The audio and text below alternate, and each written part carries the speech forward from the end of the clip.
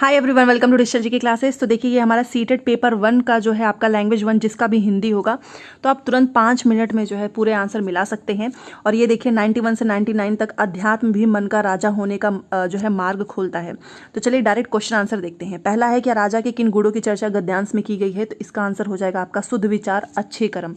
दूसरा है कि राजा का अनिवार्य गुण नहीं है और वो है धर्म जो है भीरू होना। गद्यांश के अनुसार मनुष्य जीवन में का बहुत महत्व होता है, ये आप 93 देख सकते हैं। तो इसका हो जाएगा आपका लक्ष्य। राजा बनने के लिए जो है किस राह पर अग्रसर होना होगा, 94 देखिए, इसका हो जाएगा आपका अध्यात्म।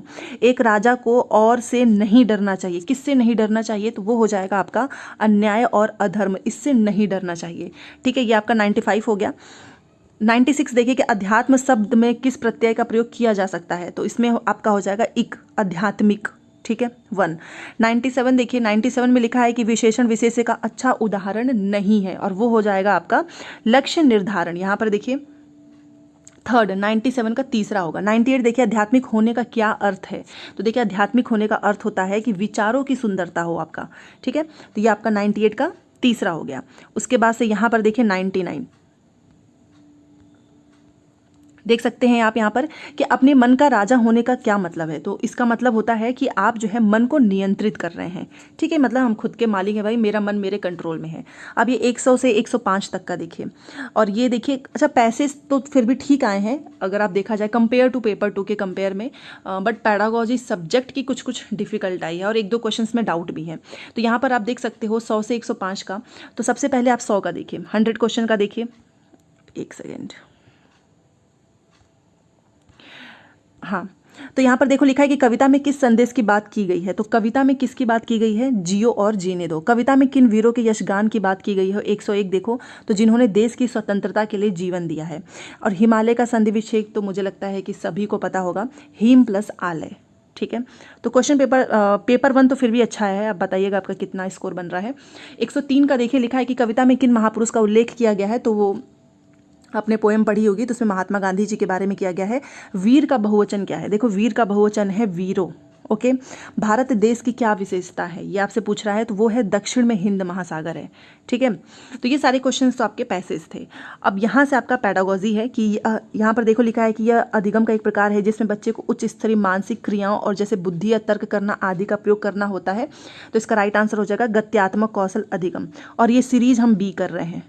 ठीक है, नेक्स्ट यहाँ पर क्वेश्चन देखिए 107, और ये भी काफ़ी अच्छे क्वेश्चन पूछे गए हैं। यहाँ पर देखो लिखा है कि किसी टॉपिक, एक सेकेंड, किसी टॉपिक पर मानस मंथन करने के बाद भी एक जो बालिका है वो अपने आप से अनुच्छेद नहीं लिख पा रही है। तो हालांकि यह जो है हालांकि वह वयस्क या फिर सहपाठी के मार्गदर्शन में लिख लेती है, तो इस प्रकार के मार्गदर्शन को हम क्या कहेंगे? क्या हम इसको सहपाठी शिक्षण कहेंगे, सहपाठी परामर्श कहेंगे, टीम शिक्षण कहेंगे, या फिर स्कैफोल्डिंग कहेंगे? तो देखिए इस तरीके के आंसर का आंसर होगा आपका स्कैफोल्डिंग, क्योंकि स्कैफोल्डिंग का मतलब होता है टेम्पररी हेल्प देना। ठीक है, तो आपका जो है इसका राइट आंसर होगा 107 का ऑप्शन नंबर 4 स्कैफोल्डिंग। 108 देखिए लिखा है कि निम्न में से कौन सा कथन पाठ्य पुस्तक के बारे में सही है? क्या यह पाठ्यचर्या में उल्लिखित उद्देश्यों को प्राप्त करने में मदद करती है? ये सत्र के लिए शैक्षिक गतिविधियों की योजना है। पाठ्य पुस्तक का स्थान कोई दूसरा नहीं ले सकता। पाठ्य पुस्तक अध्यापक और विद्यार्थी के लिए एकमात्र महत्वपूर्ण सामग्री है। तो इसका राइट आंसर हो जाएगा के बारे में सही है कि यह पाठ्यचर्या में उल्लिखित उद्देश्यों को प्राप्त करने में मदद करती है। तो 108 का हो जाएगा पहला। 109 देखिए, आप कक्षा 5 के अध्यापक हैं। आपने विद्यार्थियों को पाठ्य सामग्री अच्छी तरीके से पढ़ने के लिए कहा। उसके बाद से आप संदर्भ और प्रसंग को ध्यान में रखते हुए प्रश्नों के उत्तर देने के लिए कहते हैं। तो इस प्रक्रिया के द्वारा आप विद्यार्थियों को किस तरह के पठन के लिए प्रोत्साहित कर रहे हो? तो इसका राइट आंसर होगा गहन पठन, क्योंकि आप क्लास 5 के टीचर हो। आपने कहा कि तुम अच्छी तरीके से पढ़ो, ठीक है, और उसके बाद से जो उसने पढ़ा होगा उसको ध्यान में रखे आप उनसे प्रश्न के उत्तर भी देने के लिए कहोगे। तो इसका मतलब बारीकी से नहीं, गहन पठन होगा ये। ठीक है, ना ही सरसरी पठन, ना ही विस्तृत पठन, ना ही बारीकी से, इसको हम बोलते हैं गहन पठन। ठीक है, 109 का तीसरा। 110 देखिए, एक अध्यापक होने के नाते आप एक बच्चे की उसके कुल भाषा प्रयोग के लिए प्रशंसा करते हैं। यद्यपि उसने कुछ शब्दों की वर्तनी गलत लिखी है, तो आप कक्षा में किस उपागम का प्रयोग कर रहे हो? संप्रेषणात्मक, रचनावादी, संरचनात्मक, समग्र भाषा। तो देखो हम इसको बोलते हैं संप्रेषणात्मक, क्योंकि मैं टीचर हूँ और जो भी बच्चों ने लिखा है उसके कुल भाषा प्रयोग का मैं प्रशंसा करूंगी, भले से उसने कुछ वर्तनी गलत लिखी है। और हम इसको बोलते हैं, इसको हम रचनावादी संरचनात्मक समग्र भाषा नहीं बोलते हैं, हम इसको बोलते हैं संप्रेषणात्मक। ठीक है। 111 देखिए, भाषा अर्जन केवल तभी गठित होगा जब बच्चों को अनुवाद करने का अभ्यास कराया जाएगा, बच्चों को पठन के अवसर दिए जाएंगे, बच्चों को भाषा का परिवेश दिया जाएगा, या फिर बच्चों को व्याकरण के नियम सिखाए जाएंगे। तो इसका आपका राइट आंसर हो जाएगा तीसरा। क्योंकि देखिए इसमें हम क्या बोल रहे हैं कि भाषा अर्जन तभी घटित हो सकता है जब आपको वैसा एनवायरनमेंट मिले। अब मान लीजिए आप बंगाली, जैसे कि आपको बंगाली आती है क्योंकि आपको उस तरीके का एनवायरनमेंट मिला है, आपको बहुत सारी लैंग्वेज आते हैं क्योंकि आप उस तरीके के एनवायरनमेंट में रहे हैं, तो इसलिए इसका तीसरा। ओके, चलिए 2 क्वेश्चन बाकी हैं। एक भाषा अध्यापक को चाहिए कि वह शिक्षार्थियों को स्वच्छंद लेखन के लिए प्रोत्साहित करे, क्योंकि स्वच्छंद लेखन का शिक्षार्थियों के लिए लाभ है। तो यहाँ पर देखो, शिक्षार्थी लिखने या ना लिखने के लिए स्वतंत्र हैं। शिक्षार्थी ये महसूस नहीं करते हैं कि उन्हें कुछ अधिक या एकदम सटीक लिखना है। शिक्षार्थी अपनी प्रथम भाषा के लिए लिखित स्वरूप के गुणधर्म समावेशित कर सकते हैं। यह शिक्षार्थियों को प्रवाह के साथ रचनात्मक तरीके से लिखने के लिए प्रोत्साहित करता है। तो इसका राइट आंसर होगा 4, क्योंकि मैं क्या चाहती हूँ कि बच्चों को मैं मोटिवेट करूँगी स्वच्छंद लेखन के लिए, और इससे बच्चों को लाभ मिलेगा कि यह शिक्षार्थियों को प्रवाह के साथ साथ एक क्रिएटिविटी से लिखने का मोटिवेट करेगा। तो आपका 112 का हो जाएगा 4। ठीक है, 4। 113 देखिए, तथ्यों से कहीं आगे जाकर अनुमान लगाने का तरीका है, क्या चीज़ होगा 113 का? देखो, ये विश्लेषण करना जो है तथ्यों से कहीं आगे जाकर अनुमान लगाने का तरीका है, या फिर आप कह सकते हो निष्कर्ष निकालना, व्याख्या करना, या फिर पाठ्य सामग्री का विस्तार। बट आप मुझे बताओ, आप एनालिसिस कब करते हो? आप एनालिसिस अनुमान में नहीं करते ना। हम एनालिसिस किस में करते हैं? जब हमको कंपेयर करना होता है कि हमारा क्या, जैसे कि फॉर एग्जाम्पल आपका कौन सा सब्जेक्ट वीक है, कौन सा सब्जेक्ट आपका स्ट्रॉन्ग है, हम वहाँ पर एनालिसिस करते हैं किस टॉपिक्स में क्या है।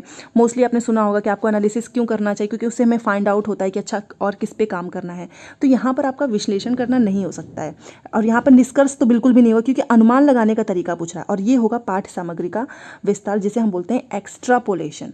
सो इसका 113 का हो जाएगा ऑप्शन नंबर 3। 14 देखिए, 114, कक्षा में मातृभाषा को स्थान न देना किस विधि की विशेषता है? तो ये हो जाएगा इसका राइट आंसर आपका तीसरा, प्रत्यक्ष, डायरेक्ट। ठीक है, यहाँ पर देखिए 115 का देखिए, इसमें क्या लिखा हुआ है कि भाषा अधिगम में निदानात्मक परीक्षण का उद्देश्य क्या है? तो इसमें आपका हो जाएगा बच्चों की समझ में रह गए अंतरों को जानना और उपचारात्मक कदम उठाना। आप हिंदी भाषी अध्यापक हैं और आपकी नियुक्ति पंजाब के किसी प्राथमिक विद्यालय में होती है। अब चूंकि आप स्थानीय भाषा नहीं जानते हैं, तो आपको क्या करना चाहिए? तो ये हो जाएगा आपका इसका कि बच्चों की भाषा को एक संसाधन के रूप में इस्तेमाल करो और शिक्षण आरंभ करो, पहला हो जाएगा। ठीक है, तो इस बार क्या है ना कि स्टूडेंट्स क्वेश्चन पेपर भेजे हैं, बहुत इनकम्प्लीट भेजे हैं। मतलब मुझे खुद भी इतनी प्रॉब्लम हो रही थी क्वेश्चंस कराने में। 117 का आप देख सकते हो कि जब हम यह कहते हैं कि भाषा यादृच्छिक है, तो इसका क्या तात्पर्य है? तो इसका मतलब यह है कि भाषा के शब्दों और उनके अर्थों के बीच में अंतर्निहित संबंध है। व्याकरण पढ़ाने का निगमनात्मक उपागम अनुशंसा करता है कि हमें सबसे पहले नियम प्रस्तुत करने चाहिए, क्योंकि ग्रामर में ऑब्वियस ही बात है रूल ही होगा। ठीक है, पहला हो जाएगा। उसके बाद से आप 119 देखिए, यहाँ पर लिखा है कि निम्नलिखित में से कौन सा कक्षाई अभ्यास विद्यार्थियों से मौखिक भाषा के विकास में मदद करेगा? तो इसका आपका हो जाएगा 119 का तीसरा, कि ये नए या अपरिचित शब्दों के सही उच्चारण का का अभ्यास करेगा।